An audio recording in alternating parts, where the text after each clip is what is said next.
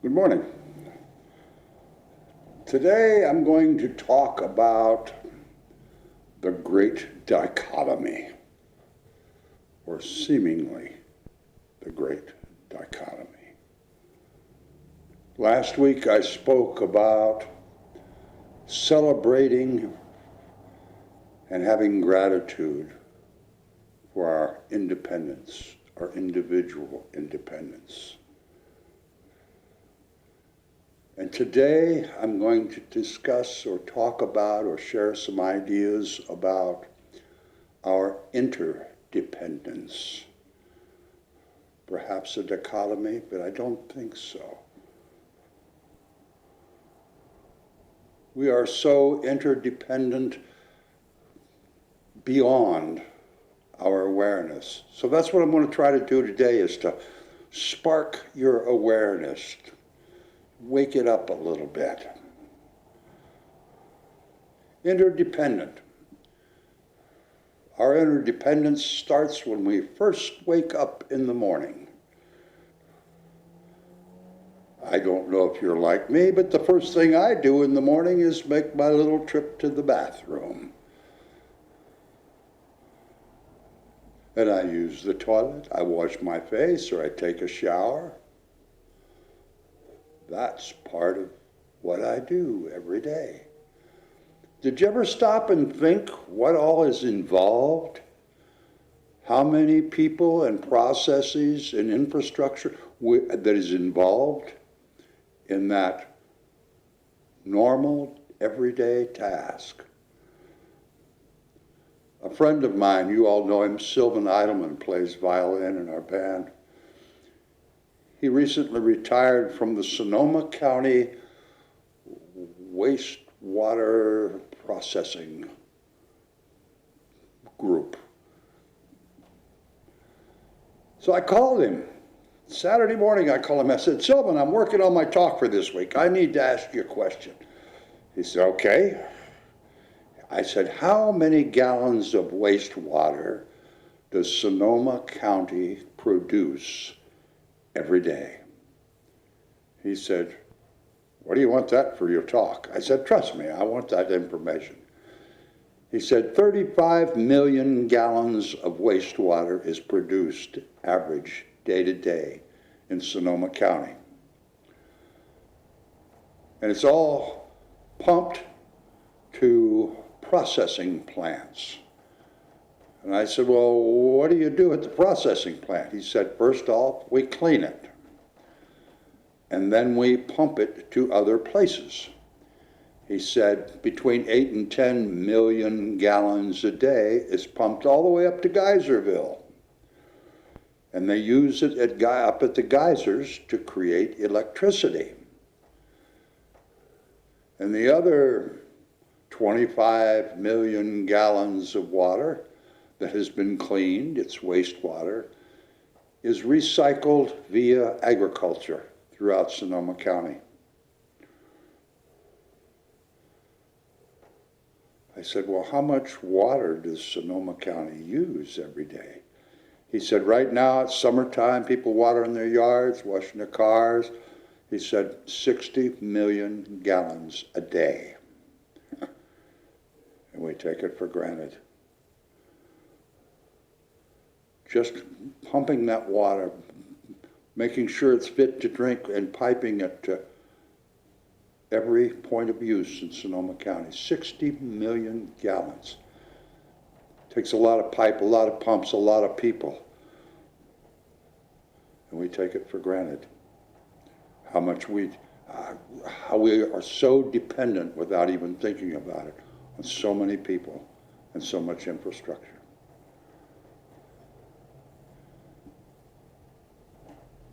When you stop and think about this water that we reuse back into agriculture,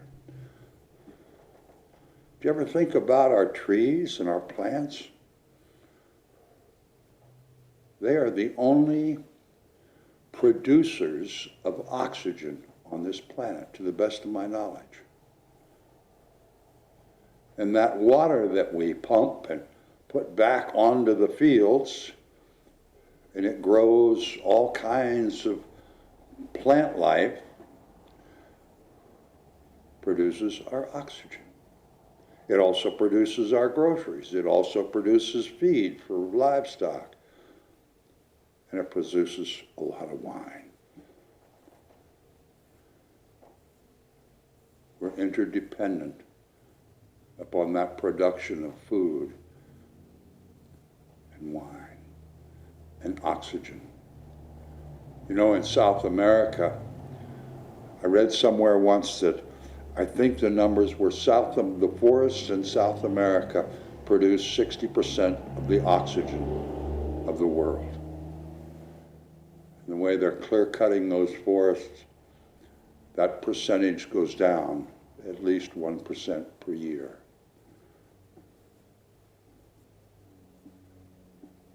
Well, how are we interdependent upon that? Well, the people who are cutting those forests don't just wake up one morning and be angry at the trees and cut them down.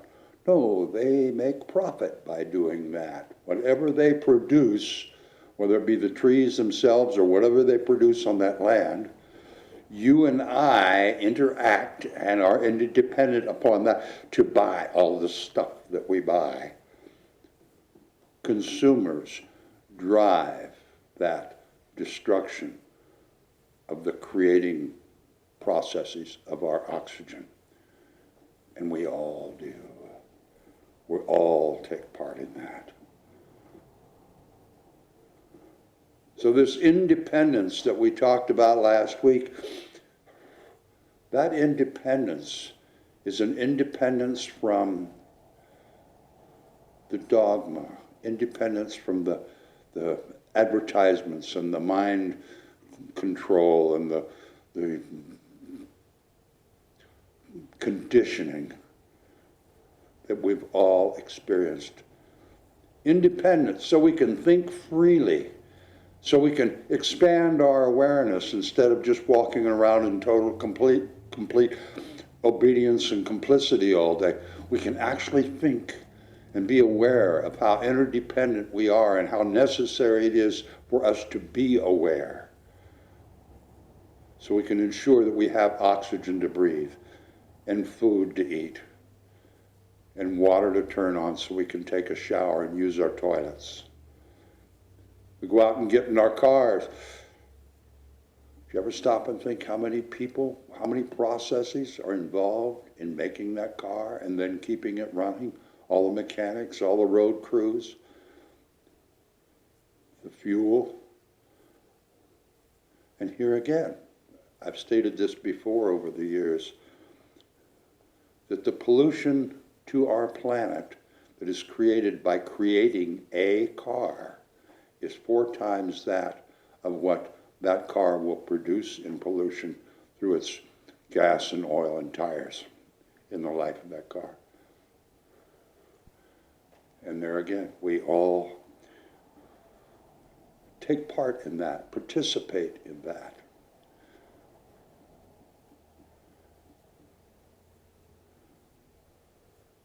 I've got some quotations that I'd like to share with you this morning.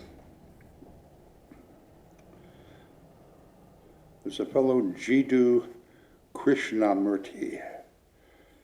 He says that action has meaning only in relationship, and without understanding relationship, action on any level will only breed conflict. The understanding of relationship is infinitely more important than the search for any plan of action. To be aware and understand how relative everything that happens on this planet is, how interdependent, how intermingled, how intertwined. Erik Erikson says, life doesn't make any sense without interdependence. We need each other. And the sooner we learn that, the better off for all of us.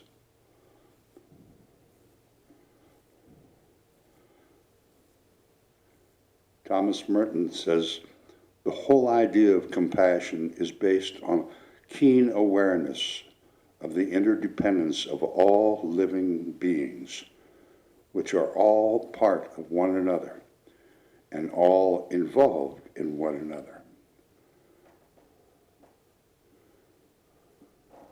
We are independent in our thinking and maybe our actions, but our actions, our thoughts, and our words have impact.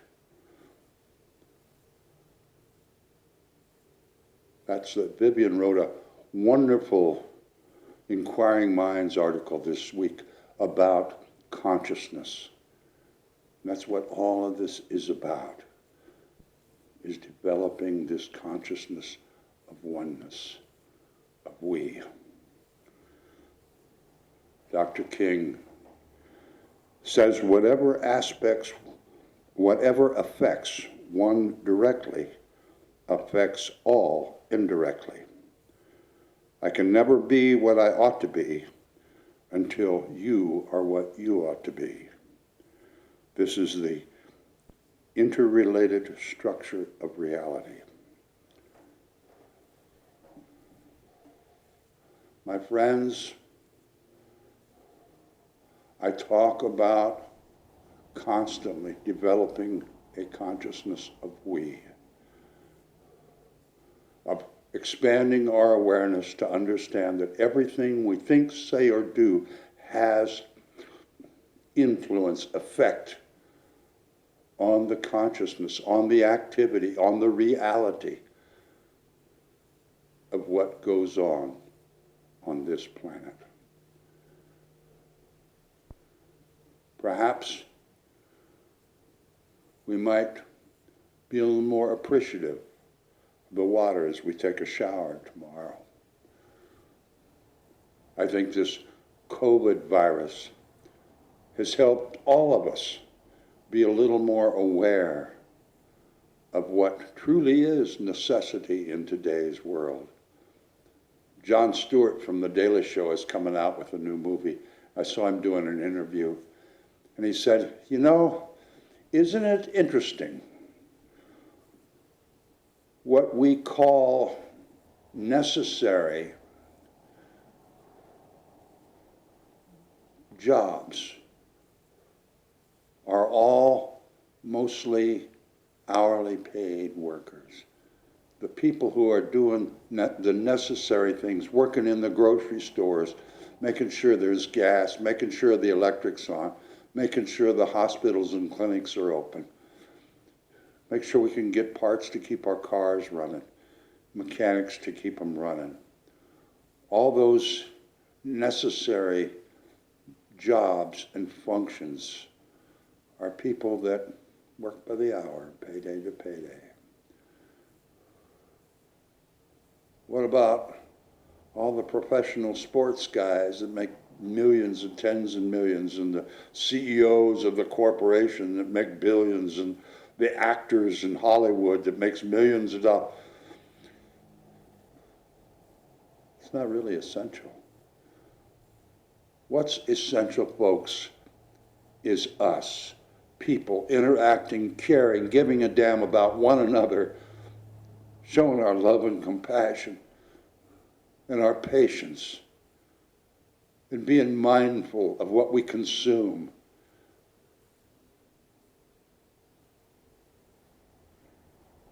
The Dalai Lama says, interdependence is a fundamental law of nature. Even tiny insects survive by mutual cooperation based on an innate recognition of their interconnectedness. It is because our own human existence is so dependent on the help of others that our need for love lies at the very foundation of our existence. Therefore, we need a genuine sense of responsibility and a sincere concern for the welfare of others.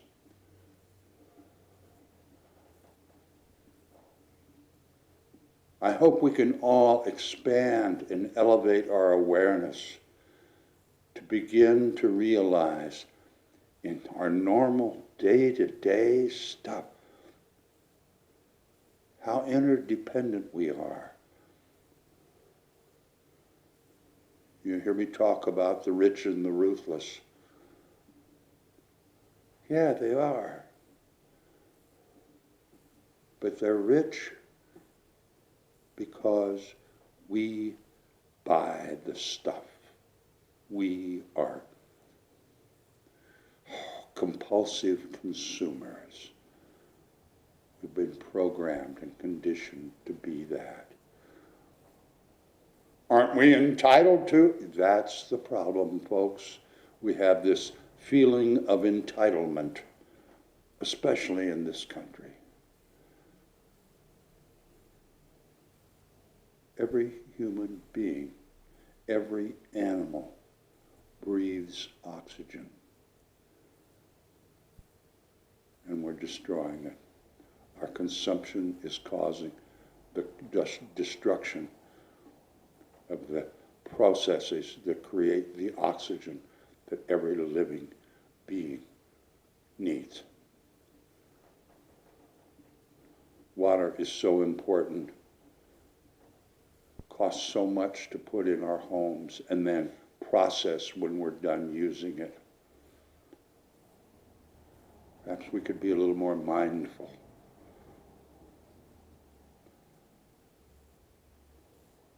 I'm going to close today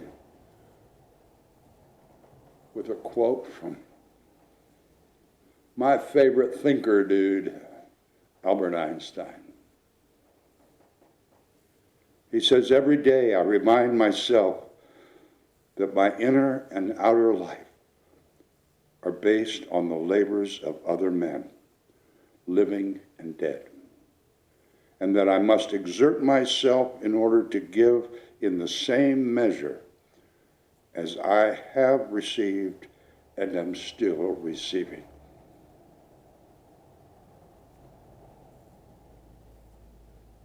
We receive the efforts and the contributions of countless human beings, plants, and animals.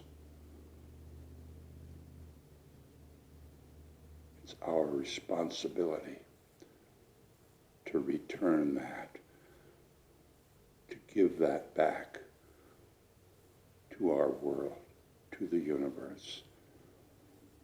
And that, my friends, is how we create a consciousness of we. And so it is.